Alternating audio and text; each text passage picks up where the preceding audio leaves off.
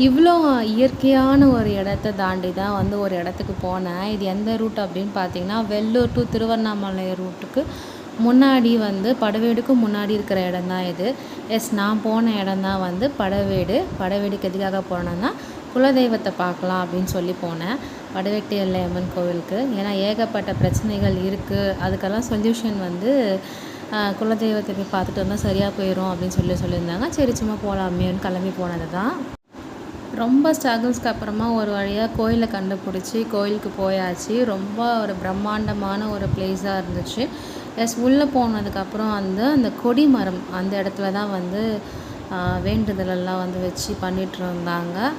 அங்கே வந்து மாவிளக்கு போட்டால் நல்லது அப்படின்னு சொல்லியிருந்தாங்க. ஓகே, அதையும் போட்டுட்டு அங்கே இருந்த சாமியெல்லாம் பார்த்துட்டு அதுக்கப்புறம் உள்ள மூலவரை வந்து பார்க்கறதுக்கு போனோம்.